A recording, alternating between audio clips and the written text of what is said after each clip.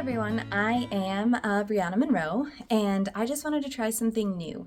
We may hate it, and we may just totally throw away the idea, but I just want to try something. So, not too long ago, we did a post and possibly a video on the Blind Eye Movement page on Facebook, and we were inquiring to see like what was everyone's favorite book on healing and things like that. And we got so many ideas, and I love it. So, but to get started, I'm going to try to read a book that I already have because it was given to me by one of my aunts who has been a very influential person in my life and just very supportive of me and always there when I needed her. So I would like to start off by reading this because as a survivor and as just, I don't know, like someone that's very prone to feeling guilty, I don't take the time to read a lot. And I just feel bad, like, oh, I can't take the time to just sit and read a book because, you know, like somebody needs to eat, somebody needs to go to school, somebody needs to, you know, do whatever. And like as mom and whatever, just a person, I always felt really guilty of like taking time for myself, even though it could have done wonders for like healing and learning and growing. But for some reason, you know, that's just silly old me. So, and like I am determined, like we've got to start, you know, putting in the time and putting in the work to heal. So I would like to invite you to heal with me. Now, this book, I have not actually read it all or anything. Like, I think I read a little bit because, I mean, I got, like, bookmarkers, which is, like, a leaf. And I have some other business card. Awkwardly enough, it's from past stuff. So, it's like, sorry, I didn't really get to read it. So, I want you guys to do it with me.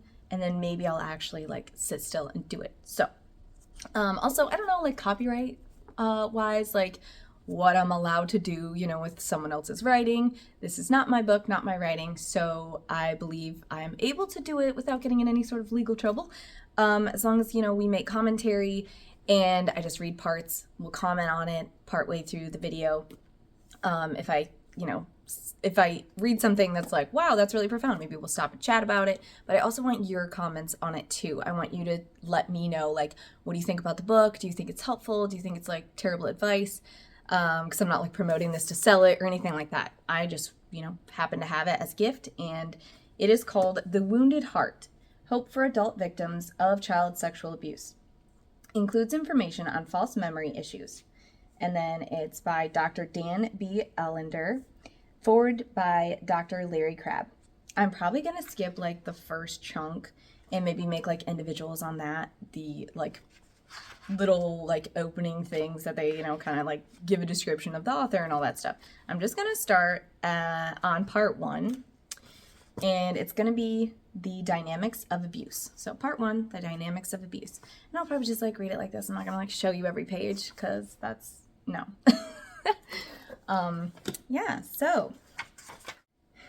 So that's the gist. I just wanted to quickly give you a little intro and let you know what it's going to be about, and I'm going to get started.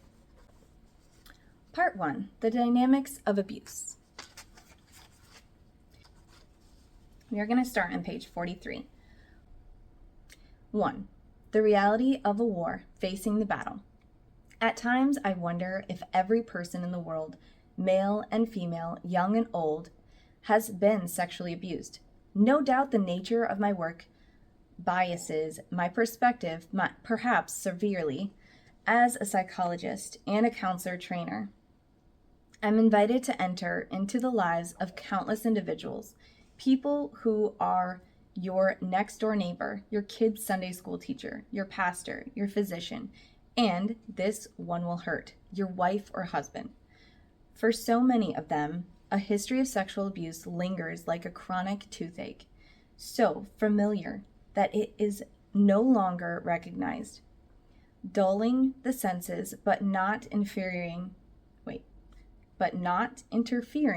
with the capacity to perform the routine tasks of life.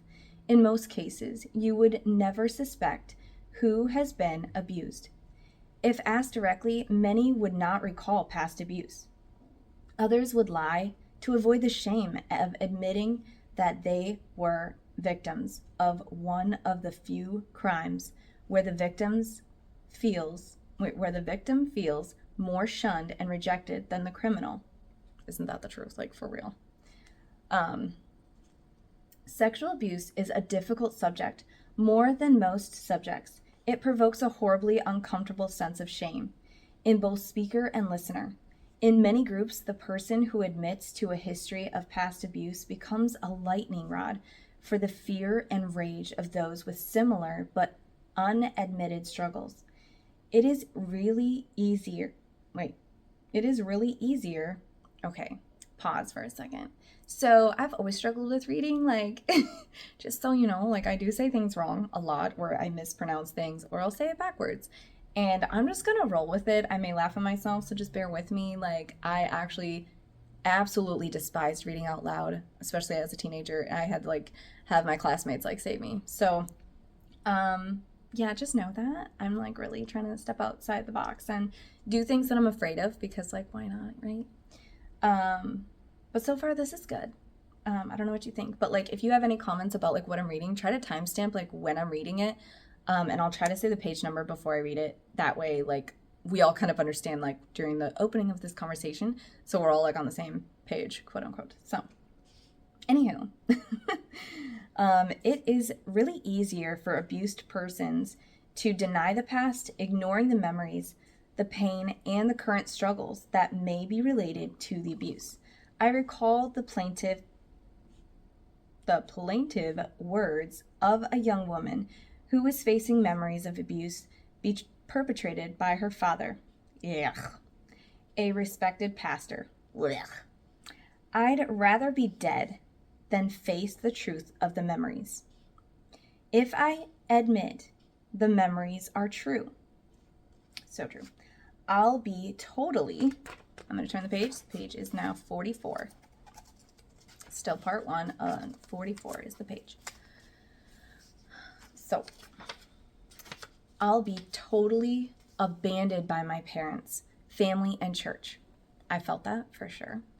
If I continue to live a lie, I'll slowly rot from the inside out, pretending all is well, when I know I'm a zombie. I definitely felt that. Her choices were clear: lie and die slowly, or talk and be immediately cut off. And that is such like an IFB mentality. Like I remember really thinking that life as I knew it would completely be over if I ever told what happened to me.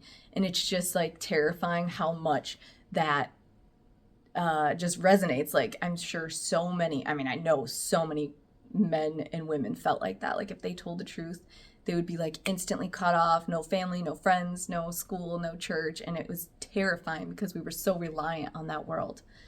So that's my little comment. Okay, so immediately cut off. It sounds tragic to put it this way, but in her mind, living, that is, admitting all that was true, required that she forget her only hope of life, the support of family and friends. Her plight is not uncommon. It seems that whenever a woman or man who has been abused enters into the horror of his or her past, a terrible price must be paid. This situation is like that of a friend of mine whose wrist was broken when he was a young child. Due to the neglect of his parents, the bone was never properly healed. But it did mend. The bone attached itself in a manner that allows him to function adequately until he attempts to bend his wrist. It is healed, but at the cost of his never being able to play any raquet? I don't know what that word is. It's RACQUET. Somebody say how to pronounce it in the comments. Raquet sport in the way it was intended to be played. He copes well, but the effects of his parents' neglect are ever with him. If he wanted to restore his wrist, he would need to have the bone rebroken and endure a lengthy recuperative process, putting a sizable burden on his family for a time. Why bother when he has learned so effectively to cope with the wound? A similar question rages in the minds of many abuse victims. The process of entering the past will disturb life, or at least the existence that masquerades as life. That is so true. Like, just the masquerade of what you are portraying your life to be and what you have to tell people at family gatherings or what you tell people at church, what your life is like, how you're doing in school, what, you know, like all those things that you have to pretend to be while you're like slowly being a zombie and dying inside, and you can't tell anyone the truth. Where like, you know, you have like the pretend reality, or what everyone sees on the outside, and then like the real reality of what you're actually going through. And those two did really exist. Like I really was what I wanted to be in school. Like I wanted to be the straight A student. I wanted to be the girl in the church, like sitting on the front row. Like I really was that. But there was also a part of me that was not that. If that makes sense. Um, Let me find my spot. The ease of quiet. So I'll read the last sentence just so like you know where I just left off. But the existence that masquerades as life. The ease of quiet denial that allows the person to be a present but vacuous doormat. I think that's how I say it. Or an articulate but driven Bible study leader will be replaced by tumult, fear. Fear can. This is why I don't read a lot either. I get frustrated. Like I don't know anything. This is probably the worst idea I've ever had, but whatever. We're doing it. Just bear with me. You know you do it too, you know, like when you're reading. Fear, confusion, anger, and change. Marriages will need to be reshaped. Sexual relationships may be postponed while the partners devote themselves to prayer and fasting. The fabric of life will need to be unraveled piece by piece as the master reweaves the cloth to his design. The process would be difficult even in an ideal world with supportive partners, friends, and churches. In many cases, the external battle is dramatically difficult because others would prefer the nice woman remain sweet, the competent woman remain in control, the happy-go-lucky woman remain the life of the party. When change is bumpy and messy, particularly if it impels others to change, it is viewed with suspicion and rancor, usually reserved for the worst heretics. But what is viewed as the greatest hearsay is usually the thing that calls those committed to comfort to deepest change. One might wish that the process of sanctification was merely a stroll down a gentle country lane. In fact, the path is through the dark valleys and into the seemingly impenetrable darkness that eclipses the light of the Son of God.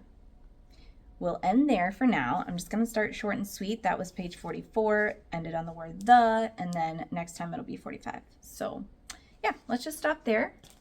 I don't want to make these videos super long because like people's attention spans, you know. I don't want to bore everybody. So we'll just make it short and sweet. But that was The Wounded Heart. And we'll just call this like episode 1, chapter 1, whatever, part A. And then I'll just do A, B, C, D, E, F, G, la, la, la. So yeah. Let me know what you think. I know everyone's gonna be like real in their feelings about like whoever this author is. I don't even know. Like I'm not saying like, hey, you have to listen to this and this is like the perfect book ever. I really want to buy the other books that were listed in the comments about, you know, which book helped you heal and stuff. So I still plan on researching those myself and things like that. And I, you know, just have ideas of what I want to do with them. But yeah, so this is just an idea. So bear with me as I work out the kinks. And let me know what you think each time you see one of these videos. Let me know what you think about what they're saying.